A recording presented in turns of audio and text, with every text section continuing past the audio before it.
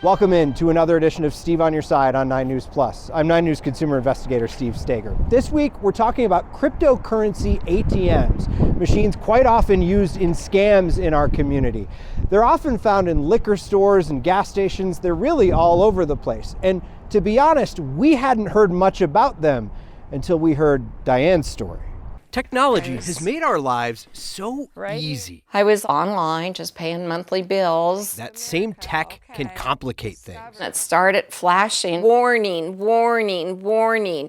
Your IP address has been hacked. Diane Peltier was in a panic, and in that panic, I made the mistake and called the number. The man who said he was from Microsoft headquarters was calm and assuring on the other end of the line. And said, I need you to click on this link. And within a matter of seconds, he took over complete control of my computer. The Microsoft man said he could see her accounts were being hacked and he could connect her to her bank's fraud department. And then I had this soft-spoken lady on the phone of Ellison that was calming me and just telling me, breathe, breathe. Allison said she'd been on the fraud beat for U.S. Bank for 5 years. All Diane needed to do was head to the bank, get the money out of the hacked account, and put it in a safe place.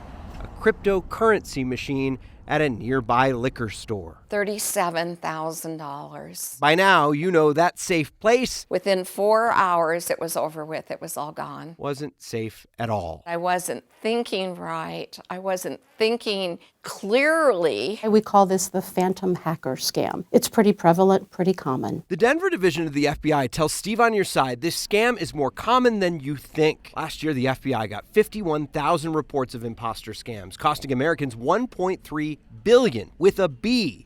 dollars. We had a victim in El Paso County who lost $99,000 to this scam. Scammers are getting more sophisticated, using untraceable crypto to move money, sounding more trustworthy on the other end of the line, and Fraudsters can use spoofing techniques. Steve on Your Side wanted to talk to Allison, so we called the number on Diane's phone. Hi, is this Allison? Yes, the man on the other end of the line said, but he needed to call me back in 10 minutes. You know what? Actually, let's talk now. So, who are you with? Are you with Microsoft? Yes, he said. You are. Okay. Microsoft, where are you located?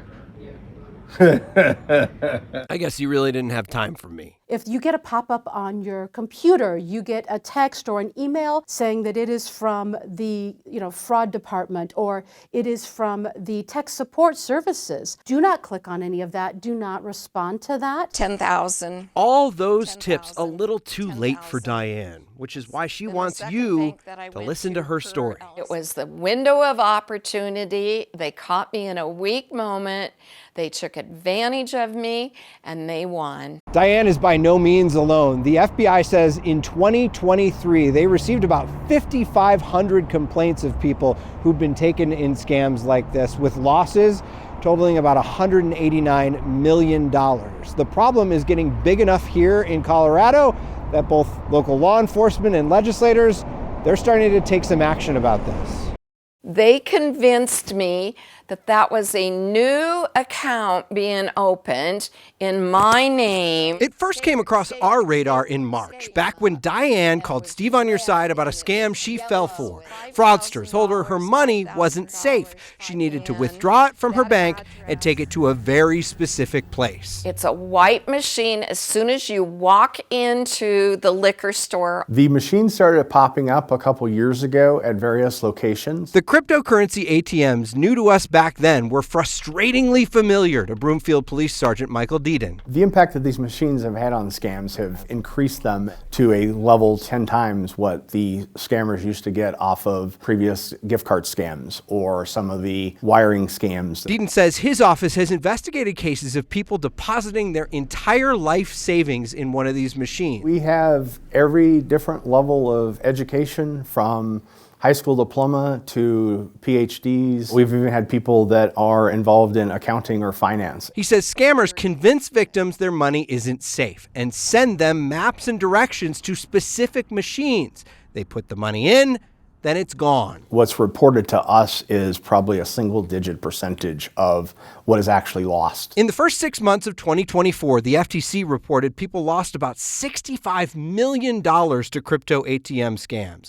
And Deedon says people operating these machines don't have a lot of incentive to intervene. There's a high percentage fee, normally around 27%. What's my incentive to stop someone from dumping their life savings into one of these machines? There is no incentive.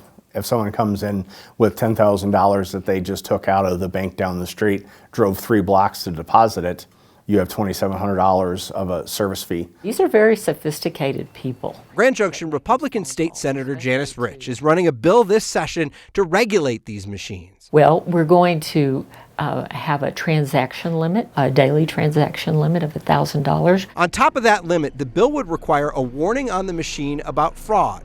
And it would require that the operator reimburse a victim if they make their first crypto transaction to a wallet out of the country that's determined to be fraudulent by law enforcement. We're not trying to keep people from investing in cryptocurrency. If that's your thing. We just need some protective measures. All of that brought us here to the Colorado State Capitol, where legislators are currently considering Senate Bill 79, the Colorado Vending of Digital Assets Act. The bill would do several things. First, it would require a whole bunch of signage around these ATMs warning people about the possibility of scams. Plus, you'd have to get a receipt showing where the money was deposited. It would limit transactions to $1,000 a day. And if it was your first time using one of these ATMs and law enforcement can later prove that that transaction was fraudulent, the company would have to refund your money. People came from Castle Rock to Grand Junction to testify about this bill right here inside this building. Let's take a listen to what they had to say. We are here now to consider Senate Bill 79. Senate Bill 79. The bill requires that an owner or operator of a virtual currency kiosk disclose all material risk associated with virtual currency before entering into a virtual currency transaction. This bill establishes a daily transaction limit. These cryptocurrency kiosks or Bitcoin ATMs are starting to pop up in all corners of Colorado and all parts of the country. And while they serve legitimate purposes, they are also a venue where fraud and deception can occur. Okay, Ross Young, Michael Blevins, Mark Anderson, Tyler Morton. Senators of the Judiciary Committee, good afternoon. My name is Ross Young, and I'm the current sergeant that supervises the Property Crimes Unit of the Mesa County Sheriff's Office. Within the past couple of years, Mesa County has experienced an influx of frauds and scams involving cryptocurrency. The vast majority of the victims in these frauds are senior citizens. Their individual losses range from a few $1,000s to over $150,000, wiping out considerable savings earned over the course of their life.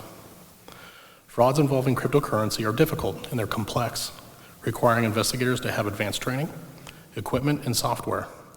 Often, due to the complexity of these crimes, law enforcement struggles to identify a suspect, and rarely do we recover a victim's stolen funds. Every single crypto fraud that my investigators have dug into involves the explicit use of crypto ATM kiosks. These machines and their technology are the medium through which bad actors tear away the livelihoods of one of our state's most vulnerable populations. In 2023, the FBI released statistics showing that crypto ATM frauds exceeded $120 million in losses. The Federal Trade Commission just recently released a study this past September showing in the first 6 months of 2024, the losses exceeded $65 million. It is my sincere hope this committee passes this legislation to ensure regulation and to protect Colorado senior citizens. Mark Anderson, I'm an investigator with the Mesa County Sheriff's Office. Like my partners have said, investigating these types of crimes is difficult. The victims are almost in a trance, and that trance isn't broken until a scammer gets to their end goal, which is a lot of times money. We investigated a case where an elderly woman put $17,000 in cash into a crypto ATM. We received the report the same day. We formulated a plan to try to recover her money. I drove to the gas station where that ATM was located and stood in front of the machine as we prepared a court order to seize the funds. Shortly after that, I watched an armed security guard empty the machine and take the woman's money. There was $17,300 in that machine, and that money was all lost and not recovered. I watched the surveillance footage from gas station from that same gas station and watched her place cash into that ATM in $100 increments. It took her about 20 minutes to complete this transaction. Another case that comes to my mind, and I apologize for going over time, a stay-at-home mom lost $36,000 of family savings in 2 transactions. In the recordings, the mother said, "I don't know what I'm doing," to each one of those customer service reps. 2 years ago, we received about 1 call per week about these machines. Now it's about 1 call per hour. These machines are devastating the lives of victims. With over 23 years of experience in fraud prevention at AARP, I can attest to the significant financial harm these machines cause. A 76-year-old woman contacted our helpline after losing $30,000. She had mistakenly contacted an Apple customer support imposter while trying to access her late husband's Apple account. The imposter convinced her that her identity had been stolen and instructed her to withdraw her money and deposit it into one of the kiosks for protection. She withdrew the cash, deposited it in the machine, only to have her money vanish. This case is a stark example of the sophisticated and convincing scams that we regularly encounter. My name is Margaret Locke, and I'm a volunteer with AARP Fraud Victim Support Helpline. As to the loss, in 2023, the FBI estimated $3.4 billion stolen from victims just over the age of 60. Our office believes this to be a vastly underreported amount. Many people are unaware that as the victim stands before a bank teller, draining an account of cash, the scammer is listening. Then they direct the victim from bank to bank and then the ATM. One of my victims did exactly that, and as he struggled to put in $35,000 in cash, it was a convenience store clerk that physically pulled him back and said, "Stop." I'm asked a lot, "What do you do at FraudWatch?" I tell them my job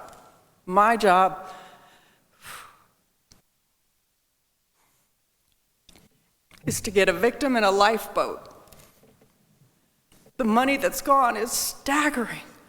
$400,000, $500,000, everything. My job, get them in a lifeboat. Give them an oar, teach them to paddle away from the sharks. We need your help. Put another lifeboat in the water so we can use it. Thank you. Eliza Schultz, I'm actually here representing myself today. Normally I have a client in this building, but I actually have a close family member who was scammed using this exact thing. So they got a phone call posing as the Douglas County Sheriff's Office, saying that they had not responded to a jury summons and there was a bench warrant out for them. And we were about ready to go on a family vacation, and they said, "You can't leave the state or you could be arrested." In a manner of panic, they said, "Okay, well, what do I need to do?" These scammers kept this person on the phone the entire time, coaching them through every single process of this. They went to a bank, physically withdrew money. They were told to go deposit it in a kiosk box down in Castle Rock by the King Soopers. They ended up doing that for $3,500. This scam was so sophisticated that they had researched judges' names, sheriff's names, and put the entire piece together. They had a reverse phone call that aligned with a Douglas County government building.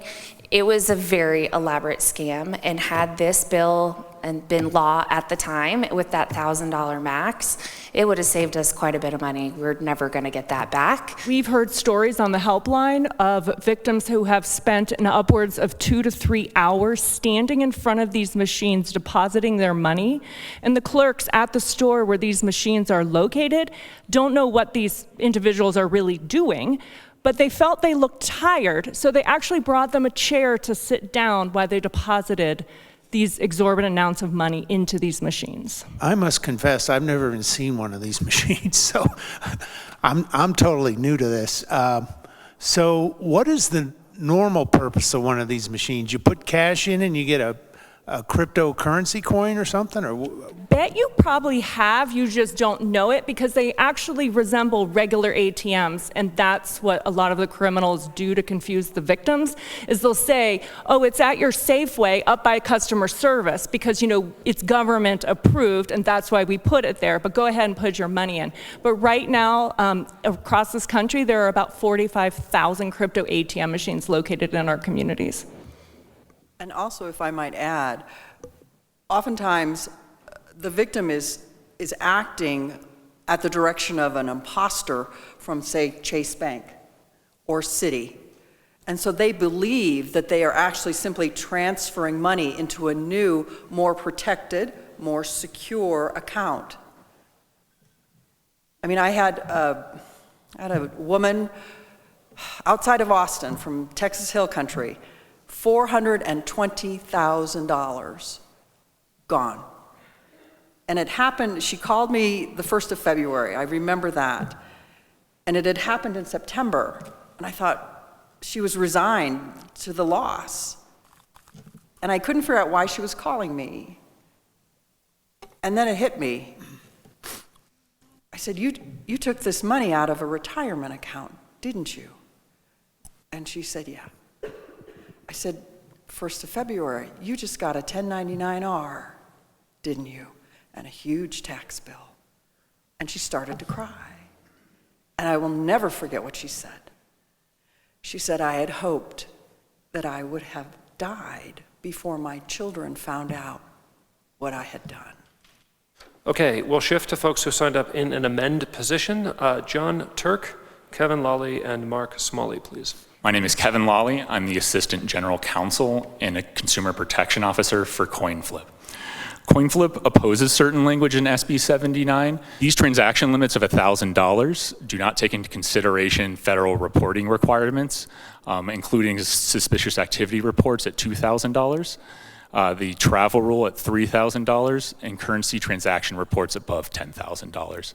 Whether we are talking about bank wires, Zelle, PayPal, the symptoms are all too familiar when it comes to scams. The key is to not just treat the symptoms, but also address the underlying conditions. When we talk about transaction limits, obviously we are worried about those individuals that are coming or being sent to the kiosks and want to put in a large amount of money immediately. We've identified through our own internal research that when we have those situations, the individuals that are most at risk are those new users. And we want to make sure to identify those individuals and add extra protections around their use. But we do have individuals who like the freedom of whether it is something that's more physical, that they feel comfortable with. They have that 24/7 live customer service. You're not going to get that at an exchange.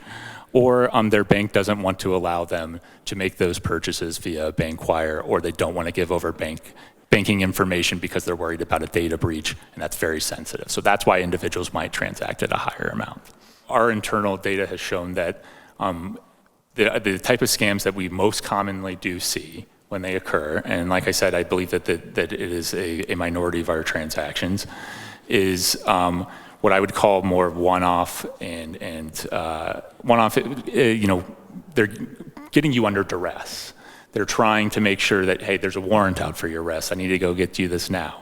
We find these same problems across any payment rail, across the financial industry, and I think that there's a lot of consumer protections that we can put that aren't just transaction limits, whether that's using traditional, what I call traditional consumer protections. We're talking about warnings, live customer service, which is considered the first line of defense for any financial program. A compliance officer that doesn't have a vested interest in the company. And then using things like blockchain analytics that actually can block transactions before they occur. And I think that is really where you're going to treat the actual disease rather than just the symptoms of this. Thank you, Mr. Chair. I move Senate Bill 79 as amended to the Committee of the Whole with a favorable recommendation. Mr. Chair. Yes. All right. That passes by a vote of 7-0. Congratulations, Senator Roberts. All of that is currently working its way through the legislature right now. We want to hear from you if you've been a victim of one of these scams involving cryptocurrency. The email address right there on your screen. It's also where you can let us know about any consumer problem you're having. Just email Steve on your side at 9news.com. For now, I'm Steve Stager, Steve on your side, 9 News.